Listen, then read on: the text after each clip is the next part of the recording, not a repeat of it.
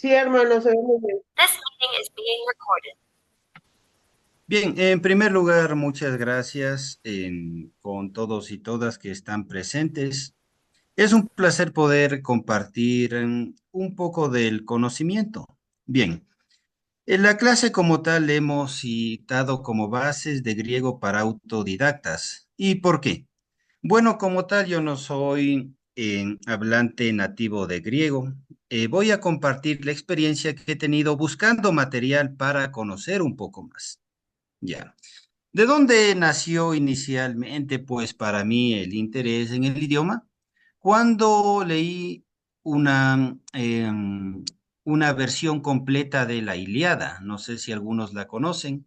Entonces, generalmente cuando tenemos el texto, nos hacen leerlo, son las versiones cortas, simplificadas, pero es muy enriquecedor estudiar, pues, las versiones completas de las obras. Y como tal, después me dio curiosidad por el Nuevo Testamento en su idioma original. Bien, no había encontrado yo recursos donde poder asimilar más conocimiento. He buscado y lo único que pude encontrar a nivel académico son cursos que da la Universidad de Buenos Aires. Entonces, como tal vemos, no existe un interés profundo por el tema, pero afortunadamente, con todos los materiales que tenemos hoy en día, he podido aprender por los recursos que tenemos en Internet, principalmente los videos de YouTube. Ahora veamos que esta es una tendencia bastante fuerte, ¿no? Vemos que lo expresa el empresario Elon Musk cuando dice que él inclusive no se percata en los currículums de las personas que le piden trabajo, si han estado o no en universidad, sino de dónde han aprendido lo que van a aplicar. Bien. Esperamos pues acá esto también deje una base para seguir creciendo como Academia de Paleografía a nivel latino. Y lo que vamos a ver es lo siguiente. En primer lugar, la importancia del idioma griego. Luego vamos a ver las etapas de evolución del idioma griego. Posteriormente, el idioma griego, qué importancia tuvo, qué rol tuvo en la construcción del cristianismo como tal, que es una parte bastante interesante, ¿no? Todos pues pensamos en el Imperio Romano, en su etapa tardía, cómo se fue construyendo el cristianismo, pero en verdad en la zona griega fue donde más influencia tuvo, eso vamos a ver. Y finalmente el idioma griego en la paleografía, ¿qué utilidad puede estar teniendo para nosotros lo que corresponde al idioma griego? A ver, para pasar de diapositiva. Ya. La primera parte. Importancia del idioma griego. Nos ponemos a pensar y a veces vamos a decir, no, aprender griego como que me va a hacer perder el tiempo, no va a ser tan importante como aprender un idioma, digamos, de más comunicación como puede ser el inglés, el alemán, el francés, y el pensamiento es correcto, ¿no? Vamos a ver que el idioma griego pues tiene una utilidad bastante eh, puntual, ¿sí? Pero pues es bastante enriquecedor poder conocer un poco de ello. En primer lugar, vamos a encontrar que la base es la base de la cultura occidental. El griego antiguo fue el idioma de los grandes filósofos como Sócrates, Platón y Aristóteles, muchas de cuales de las obras que se conservan actualmente, ¿no es cierto? Sí. Y obviamente tal vez tener acceso a leerlos en su idioma original va a ser bastante enriquecedor. También es el origen de términos científicos y médicos. Muchas palabras en la ciencia, medicina, matemáticas, ingeniería, provienen del idioma griego, como por ejemplo biología, del griego bios, que significa vida, y logos, estudio. El idioma griego también es la lengua del Nuevo Testamento. La Biblia cristiana en su parte del Nuevo Testamento fue escrita en griego koiné, lo que le dio una gran importancia en la religión y la historia. Aquí vemos, por ejemplo, un primer punto. El idioma del Nuevo Testamento no es el mismo exactamente, ¿no? De la Grecia clásica. Eso también vamos a comprender un poco posteriormente. También tiene influencia en otros idiomas. Muchas palabras del español, del inglés y otros idiomas tienen raíces griegas, especialmente como se mencionó en los campos de filosofía, medicina, biología, astronomía, ingeniería, etcétera. Como tal, el griego tiene una evolución y continuidad. Si nos ponemos a pensar en el latín, por ejemplo, pues ya perdió de hablarse de idioma como tal antes de la era del Renacimiento, pero el griego ha venido evolucionando de una manera continua y viene siendo la lengua oficial de los estados de Grecia y Chipre, ¿ya? El griego moderno como tal. Pero hay un dato bastante curioso acá. Más hablantes de griego hubo en la antigüedad que en la era contemporánea. ¿Y a qué me refiero? Vamos a ver ya un poco más esto conforme adelantamos la clase, pero en la época bizantina, en la época del Nuevo Testamento, tal vez llegaron los hablantes del griego a 40 millones de personas. Hoy, tanto de los hablantes de Grecia, de Chipre y también de los hablantes de las pequeñas comunidades que haya principalmente tanto en el Brasil como en los Estados Unidos, estarán llegando los hablantes a 10, 11 millones. Vemos cómo se ha reducido el número de hablantes de griego con el tiempo, que tiene sus factores que, bueno, no los vamos a mencionar este momento. Y también la influencia que tiene el idioma griego en el alfabeto. El alfabeto griego sirvió como base para el alfabeto latino, usado en español, inglés y otros, y el alfabeto cirílico, que es el alfabeto que se usa en Rusia, en Serbia, en Bulgaria, en los países eslavos principalmente. Por el momento, tal vez alguna pregunta. Bien, continuamos. Hermano Jaramillo, por ahí Sí, en el chat, el hermano Rubén Nava pregunta qué significa coine, coine. correcto, sí. Muy buena la pregunta. Koiné quiere decir común. Y como les mencionaba, acá el idioma ya estaba bastante expandido. Entonces, el griego koiné se estaba hablando en Grecia, ¿sí? En la zona actual de Serbia, Croacia, en todo lo que se refiere a los Balcanes. En Alejandría, Egipto, había una comunidad griega bastante extensa, ¿sí? Recordemos, ¿no? La Septuaginta se escribió en griego, ya. Obviamente en la zona de Israel, Palestina, lo que es en la actualidad Siria, e inclusive en lo que actualmente es Afganistán, Irán y en algunas partes de la India. Esto se debió principalmente a la extensión del idioma que se hizo gracias a Alejandro Magno. Entonces, griego koiné significa griego común. Era el idioma que estaban obligados a hablar principalmente los comerciantes, los políticos y quienes querían tener alguna relación con el tema cultural. Perfecto. Bueno, continuamos, por favor. Bien. Acá les he puesto un ejemplo de cómo encontramos nosotros el griego koiné cuando buscamos en páginas que dan información sobre el Nuevo Testamento en griego. Ya. Las letras, pues, medias extrañas, si no las conocemos todavía, ya las vamos a conocer en el transcurso, pues, de todo lo que será este curso, indican el griego, y específicamente como hablamos del Nuevo Testamento, es el griego koiné. Ya. Los números que vemos en la parte superior se refiere al sistema Strong. Strong fue un académico que recopiló palabra por palabra del Nuevo Testamento y las catalogó. Vamos a tener qué significan gramaticalmente y también la parte en rojo, ¿no? Que nos indica la traducción. Y encontramos cosas curiosas, ¿no? Kai e Irene. Entonces vemos acá en la tercera palabra, en la 1515, que nos dice Irene, ¿no es cierto? Y significa paz. Entonces vean que a nosotros, como tal, ha llegado Irene como un nombre femenino, ¿no es cierto? Pero vemos que tiene su origen ahí en el idioma griego y lo mismo va a suceder con Macario y vamos a ver así mismo muchos casos. Bien. A ver, permítame. Correcto, ya.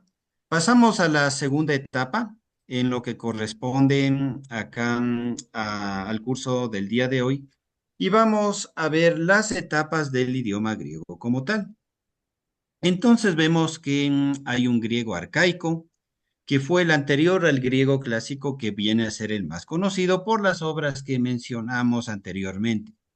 Luego viene el griego koiné. Posteriormente vendrá el griego medieval, que se desarrolló en el Imperio Bizantino, y el griego moderno, que es el que se habla en la actualidad. Bien, pasemos a la primera etapa, el griego arcaico. Como tal, reiteramos, es el que antecede al griego clásico, al griego que va a ser un poco más conocido. Y acá es importante conocer el tema del contexto cultural y político que se desarrollaba en la Grecia arcaica. Ya, la Grecia arcaica, para situarnos un poquito, estará pues situada entre los años 1000, los años 700 antes de Cristo. Ya. En la parte derecha vemos diferentes letras de acuerdo a la zona geográfica donde se las estaba expresando, ¿no? La zona de Atenas, la zona de Tera, la zona de Creta, la zona de Boecia, etcétera. Y vamos a notar también en las inscripciones que se han encontrado principalmente en piedra, de acuerdo a los vestigios arqueológicos. Para ver un poquito más detallado el tema, acá podemos ver cómo evolucionaron las letras hasta lo que es en la actualidad. Vemos, por ejemplo, el arcaico de la zona de Tera. La letra alfa, pues, es muy parecida a la letra actual. Ya. Pero no pasa lo mismo con beta, por ejemplo, sino más bien se parece a la zona de Mileto. Veamos en la zona de Corintio, es muy distinta de la letra beta contemporánea, ¿sí? En la zona de Corintio, en cambio, por ejemplo, vemos la letra gamma, que se escribió de una forma muy diferente, ¿ya? La letra delta, vemos en la zona de Boecia cómo se desarrolló más tal vez a la letra que nosotros conocemos como D, pero llegó pues a la Grecia clásica con otra forma, ¿sí? Entonces, esta parte pues es bastante importante porque, como indiqué hace un momento, nos indica pues principalmente el tema de la división cultural que hubo en ese tiempo y que obliga pues ahora a tener un idioma unificado, principalmente el tema del comercio, ¿verdad? Entonces fue la necesidad y cómo se fue desarrollando esto hasta tener el idioma de acuerdo al alfabeto clásico que facilitó mucho la comunicación, no solamente entre los diferentes pueblos de Grecia, sino también ya con los diferentes estados que estaban desarrollándose también cerca de Grecia. Por ejemplo, en la etapa republicana romana, antes de que lleguen a ser un imperio, ya tenían mucho poder político y como tal también económico. Entonces, los romanos enviaban a sus hijos a educarse en Grecia. Entonces, los romanos, principalmente pues los que ejercieron poder, las figuras notables, hablaban también tanto su latín como el idioma griego. Ya. Bueno, con todo gusto, si tenemos alguna pregunta, por favor, seguimos avanzando como tal. Acá vemos un mapa de cómo está la estructura política de Grecia entre los años 750 al 490 antes de Cristo. Lo que está señalado de rojo indica principalmente las ciudades de estados como tal, o sea que ya estaban constituidas como estados, teniendo leyes propias, teniendo representación política, representación militar, y las zonas que están en azul, morado, representa las áreas que más se estaban desarrollando como tribus.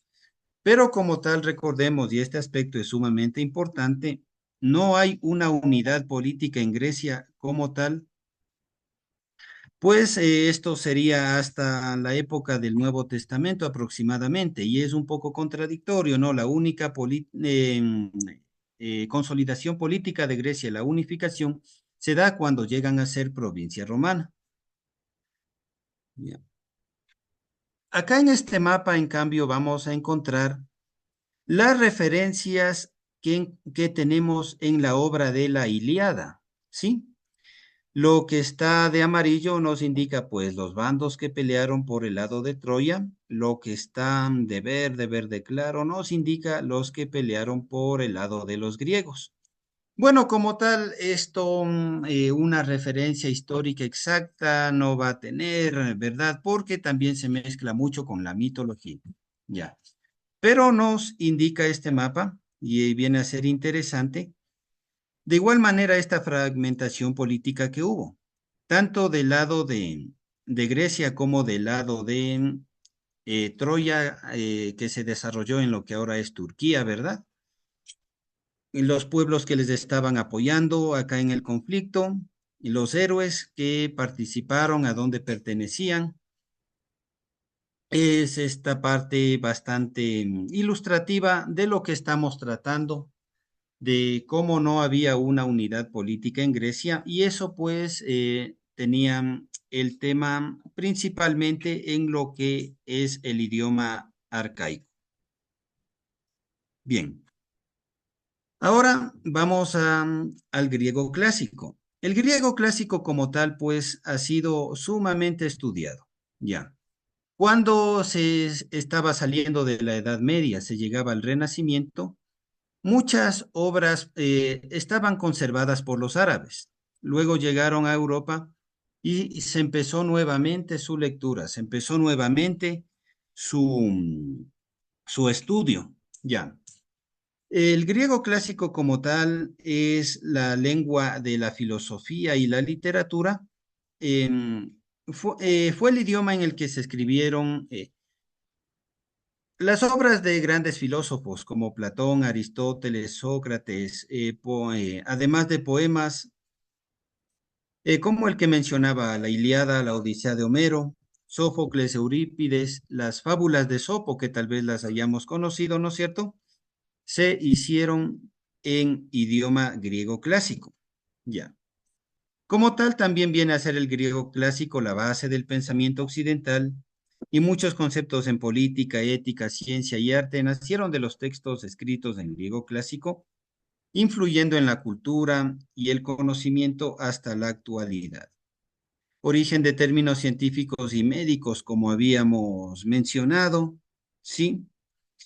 En el ámbito científico, médico, filosófico, astronomía, biología, democracia, economía, vienen a ser términos griegos. Psicología, el estudio de la psique, el estudio de la mente. Ya. Tuvo también influencia en otros idiomas. Como tal, fue la base del griego koiné que mencionamos, el idioma que sirvió en la época del Nuevo Testamento como unificación comercial. Este idioma que llegó a ser internacional como tal, porque lo hablaban en diferentes zonas, y también tuvo su influencia en el latín. Ya, acá el hermano Rubén realiza una pregunta, ¿no? Exactamente divididos o no unificados como los alemanes, italianos y esclavos, tal vez es eslavos. Ya, yo soy del criterio de que hubo una división como tal, y lo refleja el hecho de las constantes guerras que hubo en la Grecia clásica. Recordemos la guerra del Peloponeso entre Esparta y Atenas. No se llegaban a puntos de acuerdo tanto en lo comercial como en lo militar. Y fue una de las causas que aprovechó la temprana Roma, la Roma preimperial, para poder expandirse principalmente a la zona de los Balcanes y Grecia. Un griego de Tebas pues no se sentía para nada identificado política, militarmente con un griego de Atenas. Y como tal, uno de Atenas no se encontraba, salvo por los intereses comerciales, identificado con los griegos de la zona del mar Egeo. Bien. Como tal, pues las ilustraciones que nos hablan de la Grecia clásica, en la parte inferior derecha tenemos este pasaje bien simpático en la obra de la Odisea, donde para no ser tentado por el canto de las sirenas, eh, Odiseo, o que también le conocemos como Ulises, se ata al mástil del barco y pidiéndole pues a los compañeros que estaban tapados los oídos que escuchen lo que escuchen, no se dejen tentar del canto de las sirenas, ¿ya? Las ilustraciones de las guerras griegas, la guerra de Troya que ya mencionamos, la parte de arriba nos da un sector de la Ilíada, que como tal, en la Grecia clásica no vamos a tener letras minúsculas, ¿no? Sino que eso es una invención bizantina posterior que también vamos a ver. Ya. Bueno, acá quisiera hacer la primera pregunta con los hermanos, hermanas, quien desee contestar, por favor.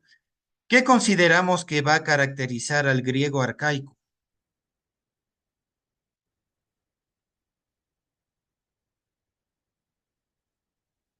¿Alguien se anima a contestar?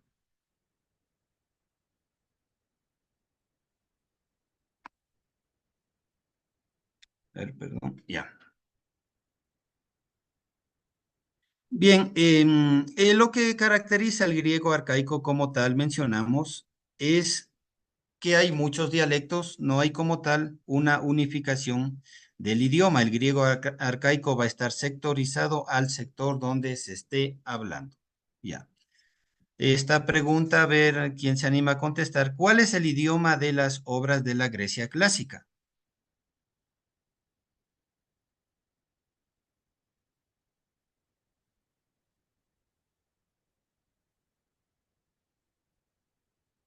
A ver, ya. La palabra lo indica, ¿no?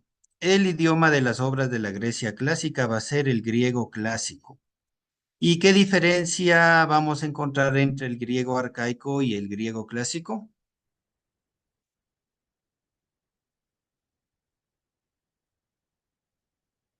Pues me imagino, hermano, que ya era un solo idioma, ¿no? Ya no estaba por regiones.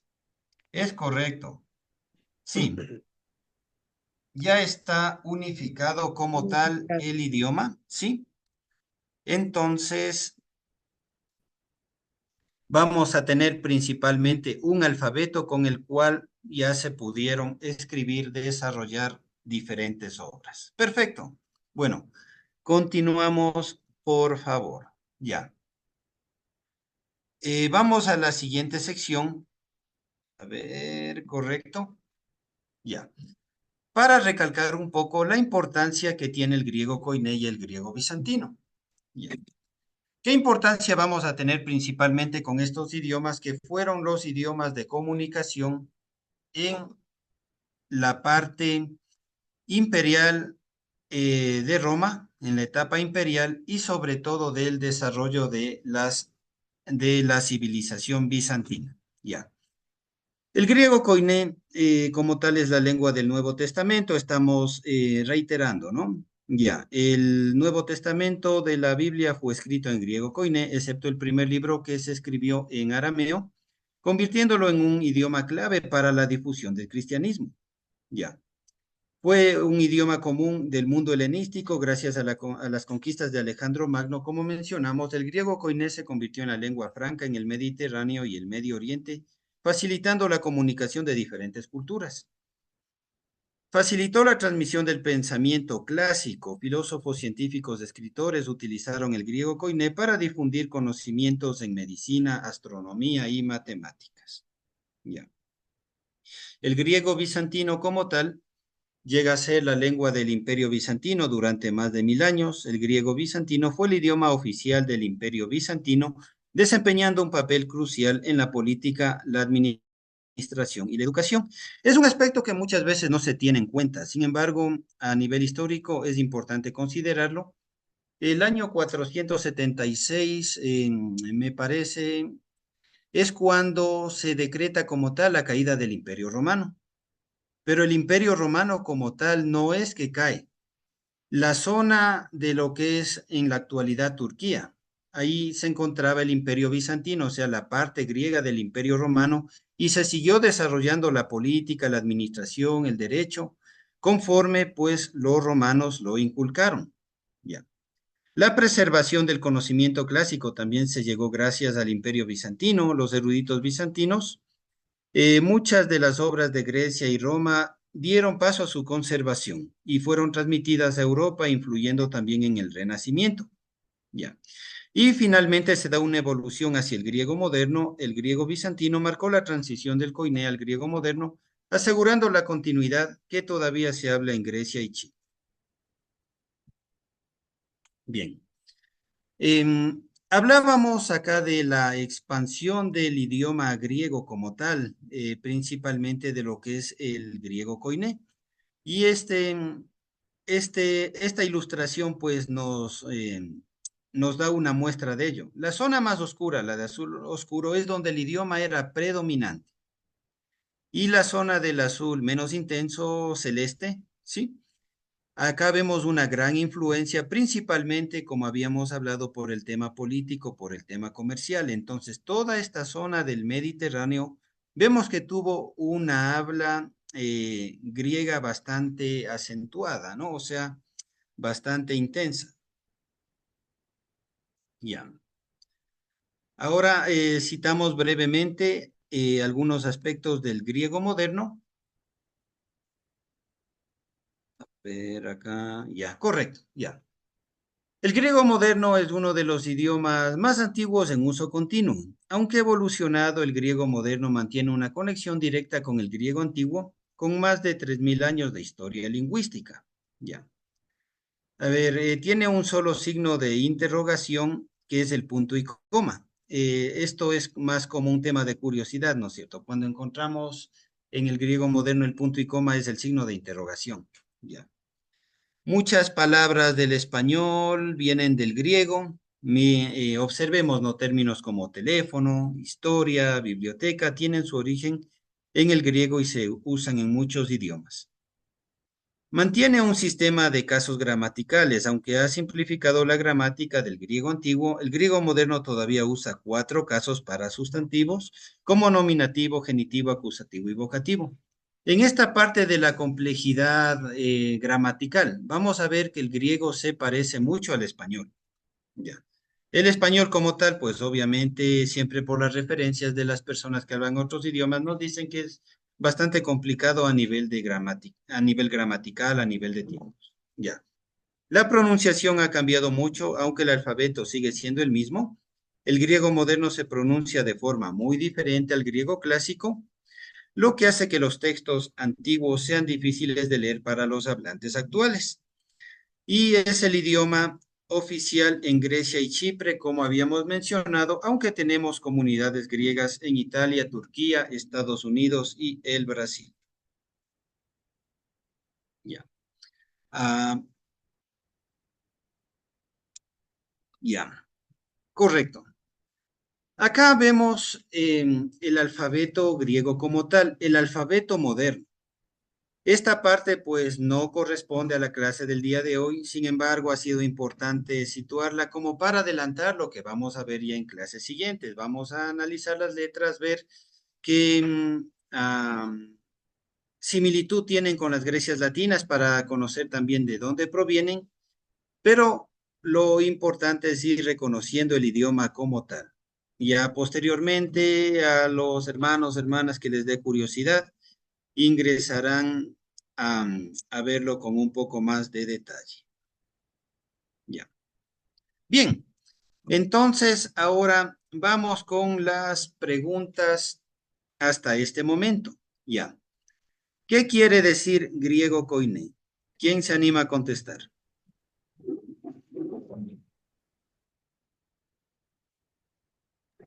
Pues lo que nos decía usted, Bueno, ¿no? usted Que era el mencionó, griego común, perdón. Adelante, Sí. hermana Marta. Sí, que era el griego común. Correcto, el griego común, el griego que se llegó a hablar como lengua franca, como lengua de unificación en esa zona específica del Imperio Romano, ¿no es cierto? Y que contribuyó al desarrollo que viene inclusive a ser hasta la actualidad. Y en sí,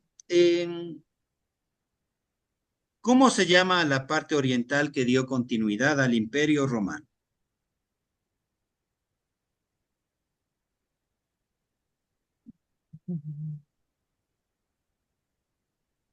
A ver, esta parte también la mencioné, ¿no? Cuando hablamos de la supuesta caída de Roma, pero vimos que en la parte oriental el Imperio Romano como tal siguió, ¿sí? Entonces recordemos, Dice el es el hermano, Imperio Bizantino. ajá, dice el hermano Rubén Nava, Bizancio, bueno, bizantino. Sí, correcto, el Imperio de Bizancio, el Imperio Bizantino, ¿ya? Bien, y esta parte también les mencioné yo como curiosidad. ¿Cuántos hablantes tendrá aproximadamente el griego moderno? Cuando les mencionaba que es curioso, ¿no? Que el griego más se habló en la antigüedad que lo que se habla actualmente.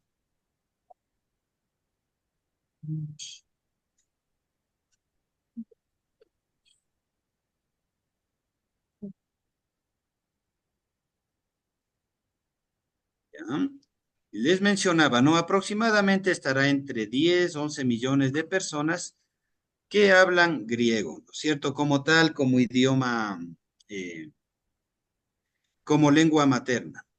Bien, Y el hermano Rubén ahí también le contestó, aproximadamente 10 millones.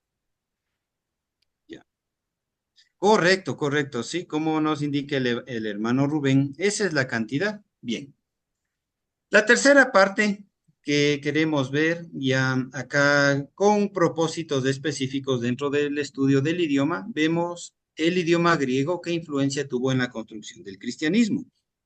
Y como tal, conforme mencionábamos del idioma griego que tenía ciertos intereses en la actualidad, el interés mayoritario, conforme ustedes pueden ver, tal vez en cualquier oferta de alguien que esté enseñando griego, es en el griego del Nuevo Testamento. Ya. El griego viene a ser el idioma del Nuevo Testamento. Los evangelios, las cartas de los apóstoles y otros textos cristianos fundamentales fueron escritos en griego koiné, lo que vino a dar una mayor difusión en el mundo mediterráneo. Ya.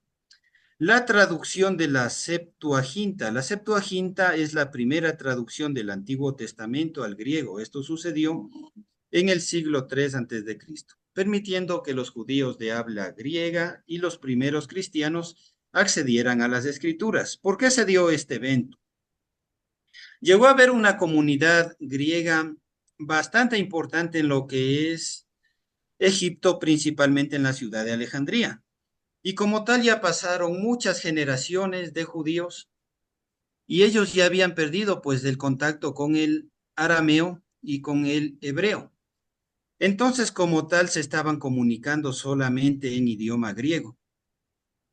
Fue necesario para ellos realizar la traducción del Antiguo Testamento al idioma que estaban utilizando. De ahí salió la Septuaginta, así que es la Biblia de los 70.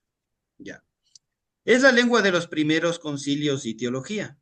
El griego fue el idioma en el que se formularon los dogmas cristianos en los primeros concilios ecuménicos, definiendo conceptos claves como la Santísima Trinidad y la naturaleza de Cristo. Recordemos ya en la época imperial romana, conforme pues ya fue adquiriendo el cristianismo mayor protagonismo, fue necesario el hecho de establecer ciertos lineamientos. Y los concilios, el famoso concilio de Nicea, ¿verdad? Fueron importantes para poder llegar a esta unificación. Y todos estos concilios, pues como tal, se hicieron en idioma griego, griego koiné, ¿no es cierto?, que estábamos hablando.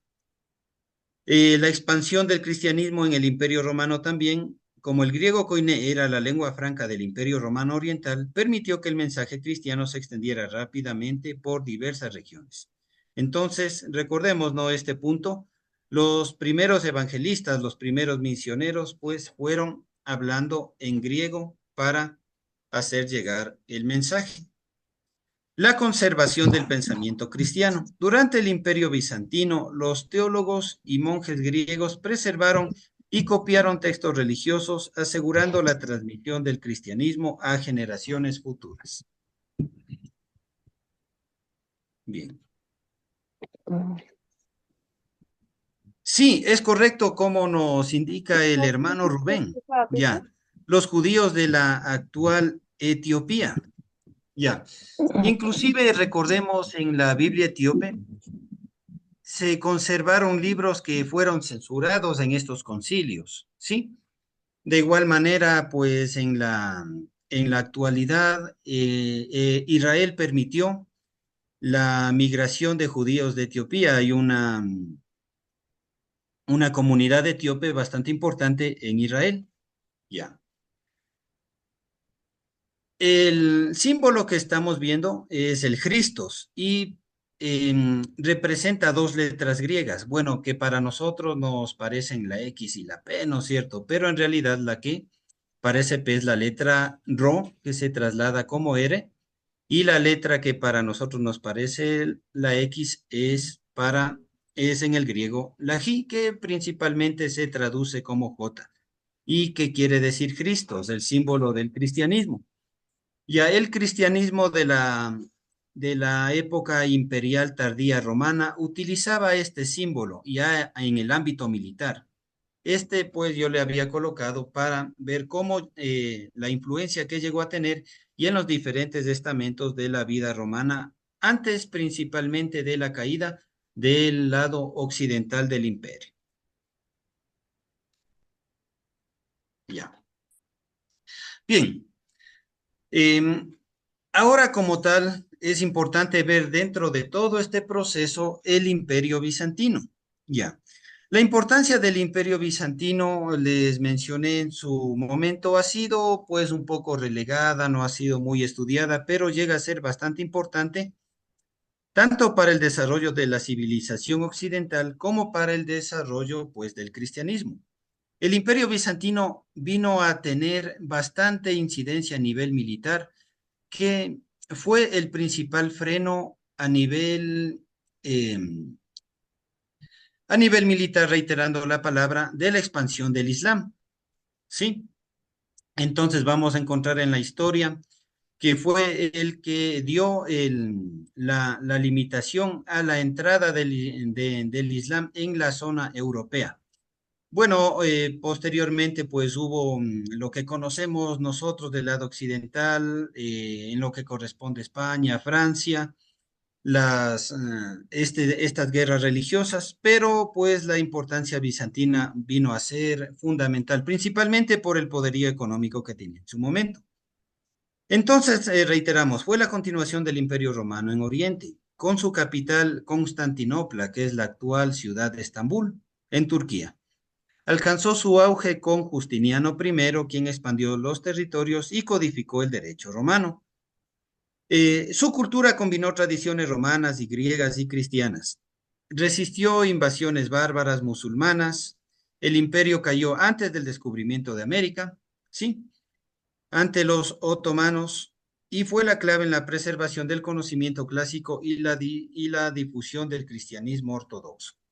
Como tal, hay muchos eventos importantes en esta expansión de la cultura romana, ¿sí? Que llegaron a darse gracias al Imperio Bizantino, pero como tal y principalmente en el desarrollo del cristianismo, hay algunos eventos bastante importantes de los cuales vamos a ver dos. Ya, El hermano Rubén Nava tiene una pregunta, hermano Jaramillo. correcto.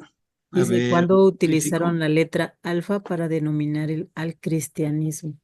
Correcto, ya. Viene netamente de la época del Nuevo Testamento, no recuerdo exactamente la cita, pero cuando nos indica que Cristo es el alfa y el omega. alfa y omega es la primera y última letra respectivamente del idioma griego. ¿Sí? Entonces veamos como tal, se está dando la identificación cultural al cristianismo mediante el uso del alfabeto, porque en el contexto de ellos, para ellos, ¿no? Todo ocurría a través del alfabeto griego. Y hay un aspecto bastante importante, y esto ha llegado al cristianismo místico, ¿sí? Donde se reverenciaba los números a través de las letras, y hay una serie de doctrinas, ¿no? Que combinaron la parte mística numeral del alfabeto griego ya con las doctrinas cristianas primitivas. Esto principalmente con los griegos esenios. Entonces esa parte pues es bastante interesante y sería bueno que tengamos la oportunidad de verlo también. Bueno, espero haber contestado la pregunta. Bien, acá tenemos representación de lo que fue el Imperio Bizantino como tal, que recordemos fue bastante poderoso a nivel económico y militar. Bueno, tenemos del lado superior derecho cómo llegó casi a restaurar lo que fue Roma, principalmente en época de Justiniano. En la parte inferior tenemos el fuego griego, que hasta ahora no se ha llegado a descubrir qué mezcla química la usó. Era como un lanzallamas de la antigüedad que les ayudó como arma militar en la época. Miren qué curioso, ¿no? El secreto fue tan bien guardado que no se llegó a descubrir nunca cómo se llegaba a obtener. Ya. La representación de los reyes, las autoridades bizantinas, y en la parte superior un extracto de lo que fue Constantinopla, que como recordamos es actualmente la ciudad Turquía de Estambul. Principalmente acá vemos el hipódromo donde van a suceder eventos bastante interesantes que vamos a verlos a continuación. Bien. El pensamiento bizantino desarrolló teólogos que analizaron las escrituras, hicieron las primeras críticas sociales como tal, ¿ya? Y también vienen a darse diferentes obras a nivel interpretativo ecuménico. Entre estos vamos a citar pues algunos, ¿no? San Juan Crisóstomo, muchas obras de las cuales se han conservado, inclusive podemos encontrarlas tanto en internet como a nivel de publicación bibliográfica. Bueno, el hermano Rubén me indica un dato, ¿no? De lanzallamas que lo llegó a redescubrir Leonardo da Vinci, ¿no? Miren, qué interesante. Pero vemos que acá fue un arma importante de los bizantinos, ya. San Juan Damasceno, el defensor del culto a las imágenes en la controversia iconoclasta. San Juan Palamás, teólogo místico que desarrolló la doctrina esicasta, defendiendo la experiencia directa de Dios a través de la oración y la contemplación. Entonces veamos, ¿no? Que ya los bizantinos estaban tratando temas que a nosotros nos puede parecer que vinieron a darse con la reforma protestante y como tal, no tanto, ¿no? Entonces, esta parte también es importante considerarla. San Focio, el patriarca de Constantinopla, defensor de la independencia de la Iglesia Oriental y clave en la misión cristiana hacia los pueblos eslavos. Y San Máximo el Confesor, defensor de la doctrina de las dos voluntades de Cristo frente a la herejía monotelita conforme se consideró en su época. Recordemos, el imperio bizantino llegó a durar casi 1000 años. Entonces, hay una serie de teólogos, ¿no? Que de acuerdo con su época escribieron e interpretaron. Esto, como les comento, reitera la parte de la importancia que va a tener el idioma griego conforme tengamos en algún momento acceso a este tipo de documentos. Ya. Estábamos comentando respecto de este contexto, esta situación que se dio en el Imperio Bizantino a nivel teológico, a nivel político, y una parte importante a nivel histórico viene a ser el conflicto entre verdes y azules. ¿De qué se trata? Veamos. El conflicto entre verdes y azules en el Imperio Bizantino no fue solo un enfrentamiento deportivo, sino también un choque político y religioso. Ya. Verán, como nosotros vemos en la actualidad, ¿no? La división social a través del deporte. Pensamos, no sé, en la Liga Española, vemos la afición del Real Madrid, la afición del Barcelona. En México creo que es el América, el Guadalajara. Acá en Ecuador, pues el Barcelona, la Liga de Quito. Como tal, eso se reflejaba desde la antigüedad. Esto ocurría en el hipódromo. El hipódromo desarrollaba las carreras de caballos y el mejor ejemplo que tal vez todos hemos podido apreciar es si hemos podido ver la película Ben-Hur de los años 50. Como tal, así era el hipódromo. Obviamente había sus equipos que se dividían en colores y los principales llegaron a ser los verdes y los azules. Entonces ese era netamente el tema deportivo de esa época. Iban los ciudadanos de Constantinopla, de las diferentes partes del imperio, a ver este tipo de espectáculos. Ya, estas facciones inicialmente, grupos de aficionados a las carreras de carros, representaban diferentes intereses sociales y religiosos. Los verdes eran más conocidos por ser defensores de la fe ortodoxa y del clero, mientras que los azules tenían una tendencia a ser más favorables al emperador y a los intereses del gobierno, además de estar ligados a una mayor flexibilidad en cuestiones teológicas. Acá hay otro dato interesante y bastante curioso, ¿no? Lamentablemente, pues llegamos a conocer de incidentes, accidentes que se dan en los escenarios deportivos y muchas veces donde han muerto decenas de personas, ¿sí? No recuerdo muy bien, me parece, pues hace unos 10 años, un poco más. En Egipto hubo un evento bastante lamentable donde llegaron cerca de 200 los muertos, ¿no? En México también recuerdo un evento que no es tan lejano en el tiempo, será de hace 5 años, donde hubo también una considerable cantidad de muertos. 20 recuerdo más o menos. Bueno, el dato exacto no lo tengo. Pero el evento donde murió la mayor cantidad de gente en un escenario deportivo es en la revuelta de Nica, que está relacionada a esto del conflicto entre verdes y azules, y acá murieron aproximadamente 30,000 personas. Entonces veamos que el lugar donde se dio el mayor número de muertes en un evento deportivo fue aquí en Constantinopla, ¿no es cierto?, durante la rebelión nica, que sucedió en el año 532 después de Cristo. Cuando las dos facciones que comentamos, pues, se pelearon acá después de las carreras, la rebelión fue sofocada violentamente con miles de muertos y el enfrentamiento llegó a reflejar las tensiones religiosas, sociales y políticas dentro del Imperio Bizantino. Ya. Acá una ilustración de cómo pudo haber sido. Recordemos, en este escenario llegaban tranquilamente más de 70,000 personas a ingresar. Bien. Otro evento importante acá, como vemos, ¿no? Que tiene el contexto religioso y como tal refleja el pensamiento de la época, la necesidad que siempre hemos tenido los humanos, ¿no? De dar a conocer nuestro pensamiento, de no dejarnos imponer principalmente el tema religioso, se ve en lo que corresponde a la iconoclastia.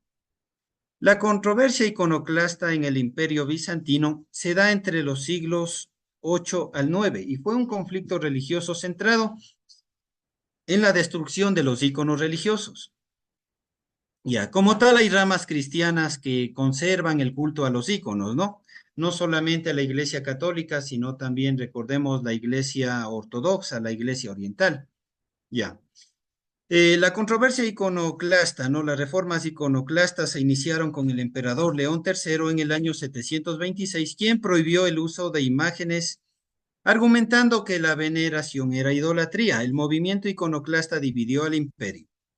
Los iconoclastas creían que las imágenes impedían una verdadera adoración a Dios, mientras que los iconófilos, que es lo contrario al iconoclasta, incluidos muchos monjes y la iglesia, defendían la veneración de los iconos como medios para acercarse a lo divino.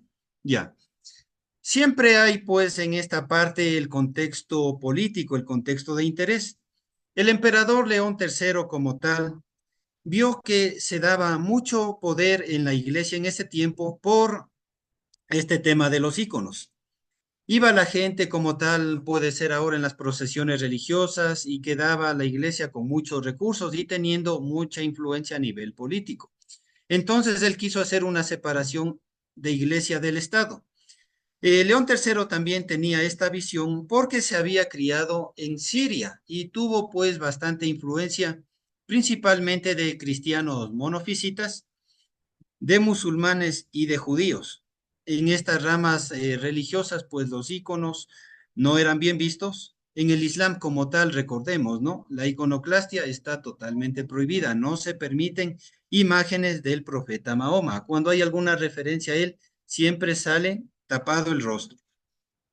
La disputa llevó a violentos enfrentamientos con la iglesia de Constantinopla y varios emperadores fluctuando entre posiciones a favor o en contra de los íconos.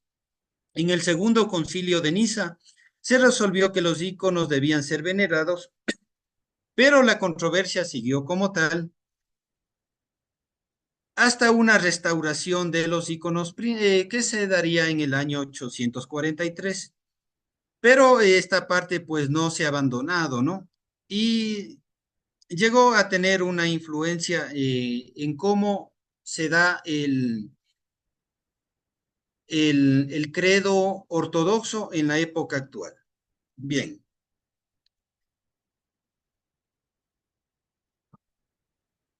Allá el hermano Rubén me indica pues que eso sucedió en el estadio de Querétaro, ¿no? Pues en verdad sí fue lamentablemente, eso creo que vimos en toda América. No se han vuelto a dar este tipo de cosas, pero pues siempre hay mucha violencia en el deporte como tal, ¿no es cierto? Bien. Em, Acá, en este punto, reflejamos que esto de la iconoclastia se da en la actualidad. Por ejemplo, hubo algún problema con Evo Morales en Bolivia, eso lo recuerdo bastante bien. Llegaron a derrumbarse sus monumentos, los monumentos, las estatuas que había del general Chávez, ¿sí?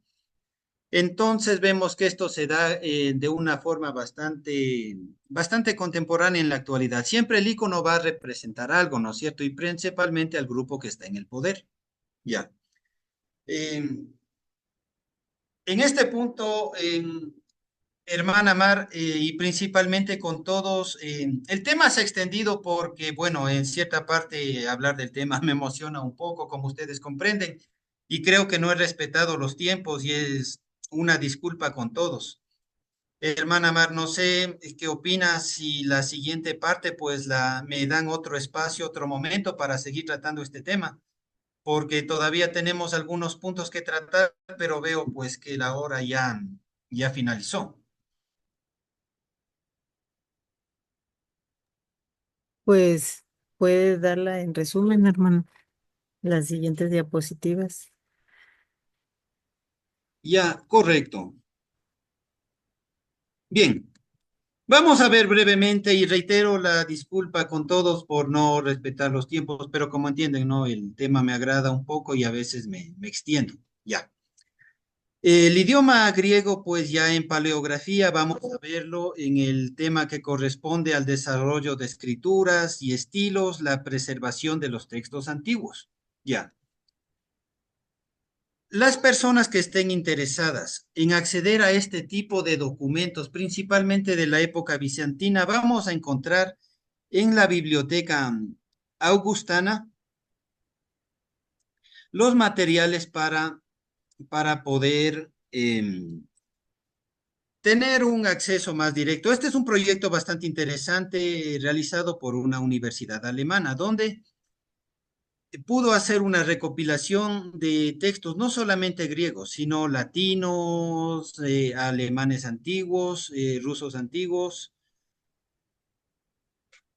y nosotros podemos acceder ya al documento, no como tal escaneado, sino ya trasladado con las letras pues que corresponden al idioma en una versión contemporánea en lo que corresponde a un código HTTP. Ya. Para llegar a este tema, en lo que corresponde a lo que nosotros podemos ubicar a nivel de paleografía, vemos que las migraciones griegas se dieron principalmente a los Estados Unidos, ¿ya? Y como tal, a nivel latino, lo que nosotros hemos a nivel investigativo es que se dio una migración griega a Brasil, en Argentina y algo en Chile, pero en sí no hay una migración significativa. Dentro de lo que es la migración de ascendencia griega a los Estados Unidos, acá yo les menciono pues el caso de dos actrices que tienen ascendencia griega, ¿no? Que es el caso de Betty White y Jennifer Aniston. Ya. Un tema acá yo les había puesto en la diapositiva. Hay una novela brasileña de los años 2000, a mí me gustaba mucho y me llamó la atención porque esta se desarrollaba en el contexto de que uno de los personajes era migrante griego. Esta novela era Uga Uga, no sé si tuvieron la oportunidad de verla, pero la citaba netamente por ese tema que reflejaba las migraciones griegas que se dieron principalmente en el Brasil. Ya. Y como tal en Family Search nosotros vamos a encontrar registros genealógicos que nos llevan a documentos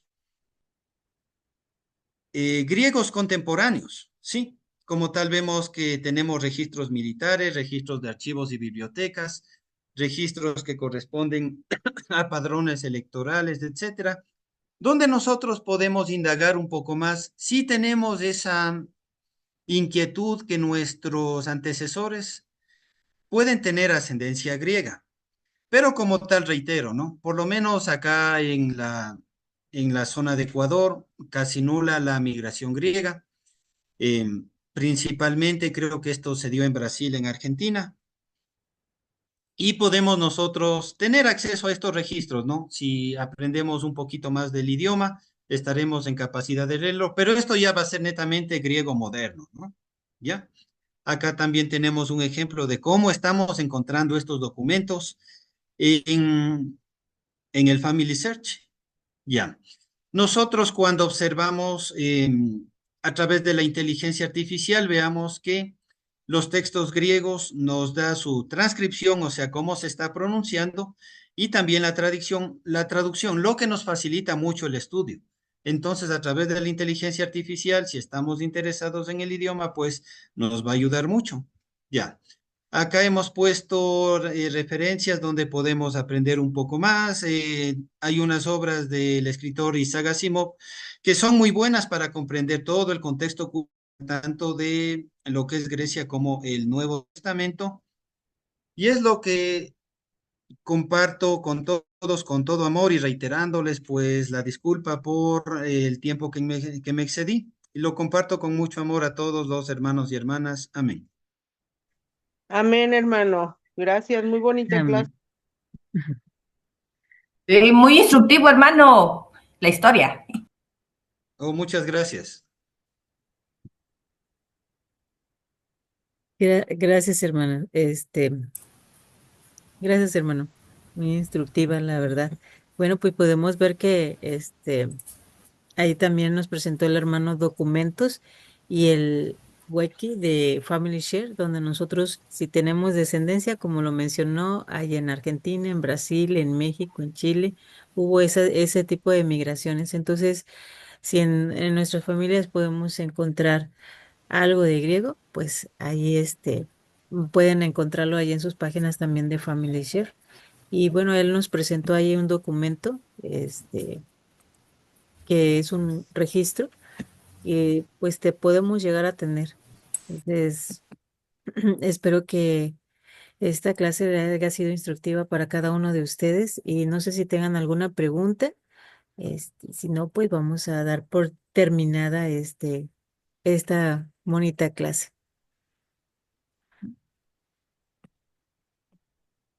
Hermana, Ya, una indicación, por favor.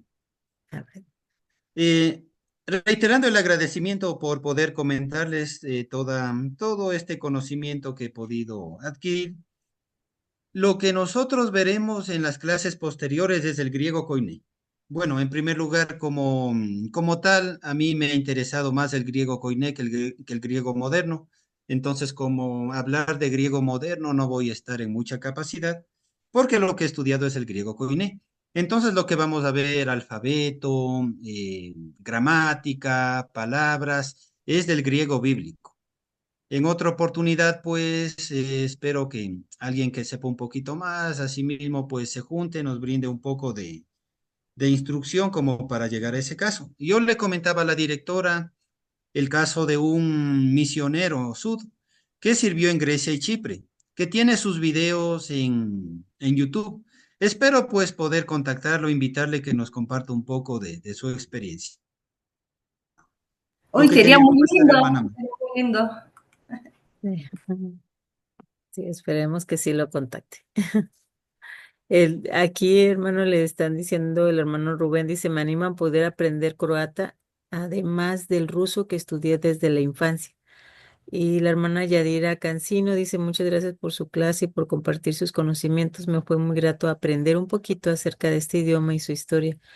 Y la hermana Griselda nos menciona que si podríamos compartir la presentación, por favor. Sí, hermana, si todos están agregados al grupo de Iberoamérica, sino aquí la hermana Mariana puso los links, ahí se van a compartir el PDF del hermano ya completo y ustedes lo puedan repasar, ¿sí? Y puedan, también ahí están las fuentes de investigación, al igual que la página de Family Share, donde ustedes pueden encontrar, este, hacer búsquedas de sus familiares, encontrar a sus familiares, y ustedes pueden, ir a esas páginas y tiene ahí el ejemplo, ¿verdad? De un documento que, pues que está relacionado con la familia.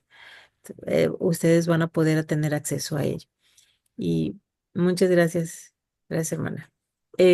Bueno, hermana Marta, le damos su tiempo para que podamos cerrar la clase. Gracias, muchas gracias, hermano Miguel Jaramillo. Muy buena su clase, me encantó. Gracias a todos por su participación. Y pues yo creo que necesitamos otras 10 clases para continuar con este tema especial. Gracias. Se nota que domina usted mucho su tema, hermano. Muchas gracias. Vamos a